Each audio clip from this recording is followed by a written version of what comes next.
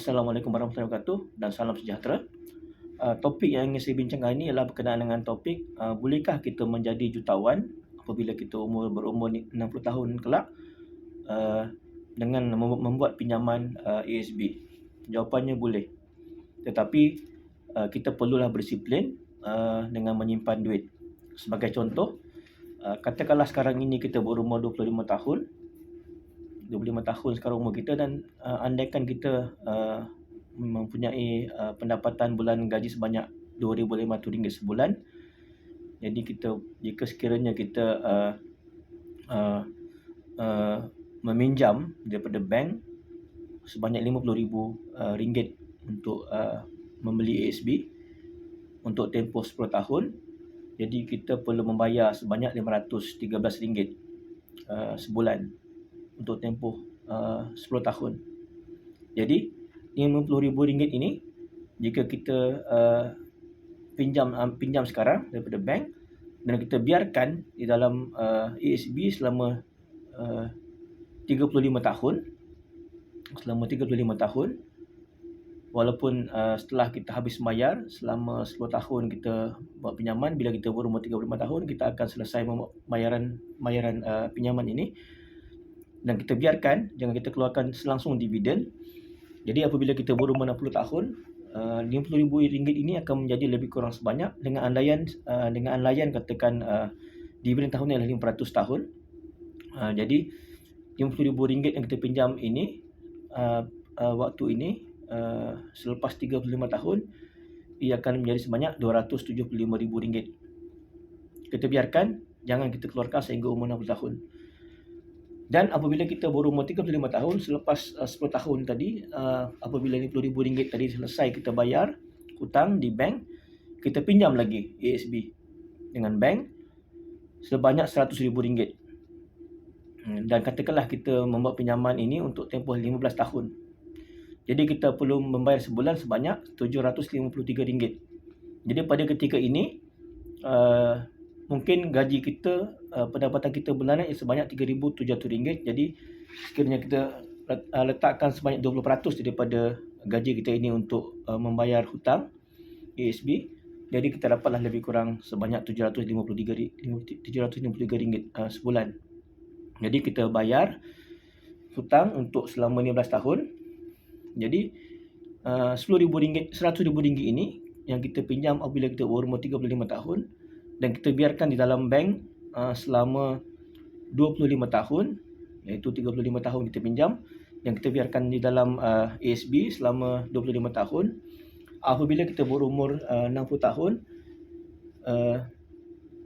RM100,000 ini akan menjadi sebanyak RM207,892 lebih kurang, dengan andaian dividen ASB adalah sebanyak 500 tahun. Jadi kita sudah ada dua pinjaman ASB ya. Pertama ialah RM50,000 yang kita pinjam apabila berumur ketika umur kita 25 tahun, RM150,000.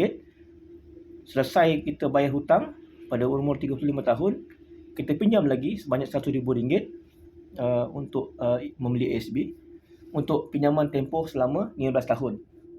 Jadi apabila kita berumur 50 tahun, kita pinjam lagi ASB selepas selesai kita bayar hutang untuk ASB yang kedua tadi. Ini apabila kita berumur 50 tahun, kita pinjam lagi ASB sebanyak RM150,000 untuk tempoh selama 10 tahun. Jadi pinjaman ketiga ini akan matang apabila kita berumur 60 tahun. Jadi RM150,000 ini kita akan bayar hutang selama 10 tahun dengan bayaran hutang sebanyak RM1,537 sebulan, dengan andaian pada waktu itu pendapatan kita lebih kurang dalam RM7,600 sebulan. Jadi RM7,600 sebulan dikalikan dengan 20% yang kita tolak ke tepi untuk kita membuat simpanan wajib, jadi lebih kurang RM1,537 sebulan. Jadi selepas 10 tahun, ASB yang kita ambil ini sebagai pinjaman daripada bank RM150,000, selepas 10 tahun apabila kita berumur 50 tahun, ASB ini akan menjadi sebanyak RM244,334. Jadi untuk tiga pinjaman ini yang kita ambil sepanjang tempoh selama 35 tahun. Jumlahnya ialah sebanyak apabila kita berumur 60 tahun. Jika kita tak mengambil langsung dividen atau apa juga tak keluar selama 35 tahun, kita simpan saja dalam ASB, dividen akan dimasukkan semula sebagai ASB dan dia akan terus mengutip dividen.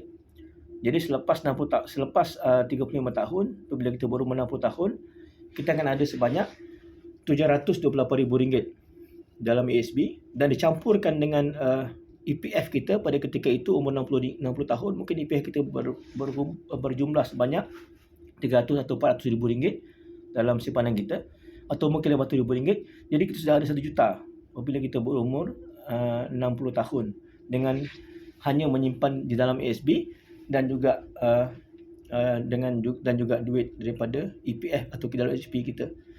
Jadi kalau kita lihat di sini, adakah meminjam ini menguntungkan kita? Jawapannya ya, betul. Jika kita jumlahkan lebih kurang untuk 3 pinjaman ini RM50,000 kita pinjam apabila ketika umur 25 tahun selama 10 tahun, dan apabila kita berumur 35 tahun kita pinjam lagi untuk tempoh 15 tahun RM100,000, dan apabila kita berumur 50 tahun kita pinjam lagi sebanyak RM150,000 untuk tempoh 10 tahun. Kesemua 3 pinjaman ini secara total kita membayar kepada bank sebanyak RM442,000 lebih kurang berdasarkan jumlah sekarang lah, jumlah pinjaman sekarang yang saya baru cek daripada internet, berapakah jumlah yang kita kena bayar. Jadi jumlah untuk 3 pinjaman ini untuk tempoh selama 35 tahun kita bayar kepada bank cuma sebanyak RM442,980, dan kita akan mendapat di dalam daripada ASB, jika kita tak mengeluarkan langsung dividen, kita cuma pinjam dan simpan dalam bank tanpa kita mengeluarkan sikit pun duit itu, jadi kita akan mendapat lebih kurang RM728,000. Jadi kita ada perbezaan sebanyak di antara nilai ASB yang kita dapat apabila berumur 60 tahun dan juga jumlah pinjaman yang kita bayar kepada bank. Kita akan ada lebihan sebanyak RM285,000.